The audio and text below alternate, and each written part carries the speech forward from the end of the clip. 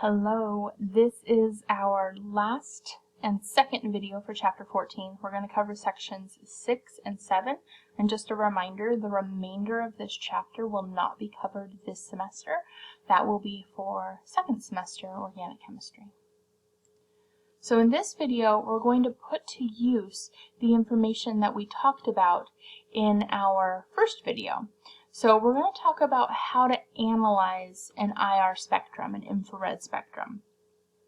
And there was a little kind of cheat sheet version in that first video where we divided up our spectrum into double bond, triple bond areas, and bonds to hydrogens. We did have a single bond area, but that was below that 1500 mark. And so remember, our 1500 mark separates our fingerprint region from our diagnostic region. And we're definitely focusing on the diagnostic region as we're analyzing a spectrum. The fingerprint region can give us details that will separate two very similar compounds, but when we're analyzing it to determine what we made or analyzing it for an unknown, we spend 98% of our time in that diagnostic or functional group region. So within that region, we're going to check for kind of our general areas, double, triple bonds, and then our bonds to hydrogens. And we're going to be looking at the wave number, so the location, the intensity of those bonds, and then the shape of the signal. And then when we're looking in that hydrogen bond area, so 2700 and up, we're going to draw a line at 3000 and then look at the different categories for those hydrogen bonds. So whether it's sp3 carbons, sp2, sp, nitrogens, and oxygens. So really the best way to do this is just to start. So here's our spectrum. And this is going to be similar to questions you'll see on the test or the quiz or the worksheet. We're given a spectrum and we're given a list of possible compounds. And we need to decide which of these compounds created this spectrum. And so the first thing we're going to do is we're going to draw a line at 1500. So this is separating our fingerprint region from our functional group region. So we're going to ignore everything over here. It's not going to give us a lot of information on determining which of these compounds created this structure. Next, we're going to look in that 1600 to 1850 region. This is where we're looking for double bonds. And because we don't have any double bonds in that region, that means we can rule out compound A, B, C, and F. All of these had double bonds, whether it was carbon-carbon or carbon-oxygen. So because we don't have a peak in this area, we can eliminate those four compounds. Next, we want to look between 2100 and 2300. This is where we would find a triple bond. Now, there aren't any triple bonds available up here, but this is part of our analysis. So there's no bond in this region. And then our last area we're looking at is our bonds to hydrogens. And in order to analyze that, we're going to start by drawing a line at the 3000 mark. And then we're looking at whether the peaks are below or above that. And because we have peaks right here, that tells us that we have carbon-hydrogen bonds to sp3 carbons. Now, almost every structure is going to have these. The two remaining structures definitely have sp3 carbons with hydrogens bonded to them, and actually all of the other structures did as well. So it's very common to have carbon-hydrogen peaks right below that 3000 mark. So it tells us that they're there, but it doesn't separate our options. What we do have, though, is this very strong, broad peak at about 3400. Because of its location, its strength, and its shape, that tells us that it's going to be an alcohol. And so what that tells us is that, excuse me, just trying to hold that in.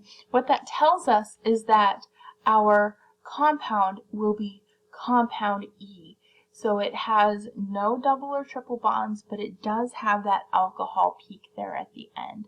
So with our information in our graph, whether it was peaks or lack of peaks, we can narrow it down to find which compound our spectrum is representing. So we're going to do one more of these.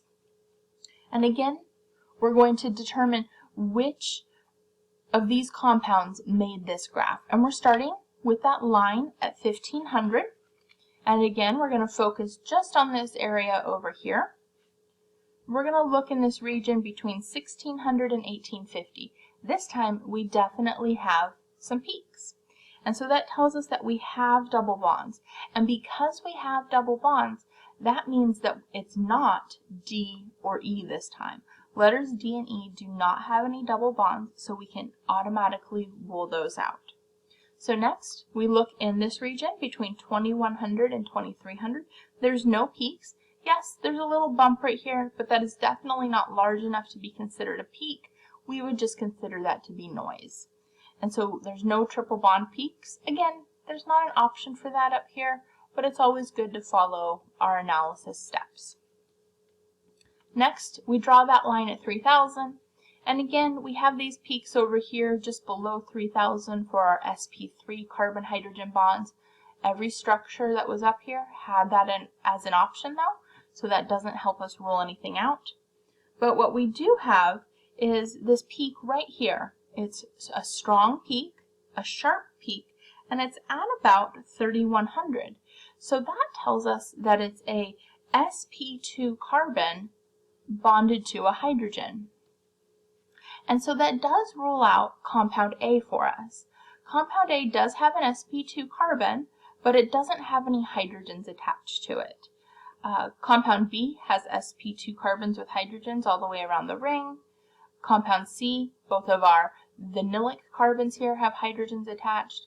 And then our aldehyde, our sp2 carbon, has this hydrogen attached. So now we're going to look at our three remaining compounds. They definitely have very different functional groups. We have a benzene with a ketone, we have a alkene with a halogen, and we have an aldehyde. So with their differences in functional groups, we should be able to narrow down what type of compound we have.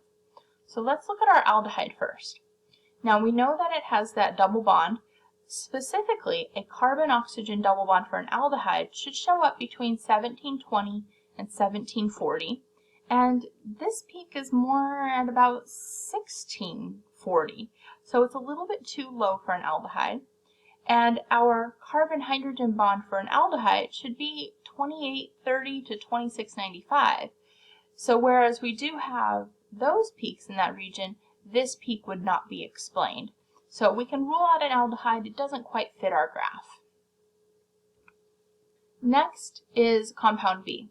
When we have a benzene ring, we generally see a peak at about 1600 and then another peak between 1500 and 1450.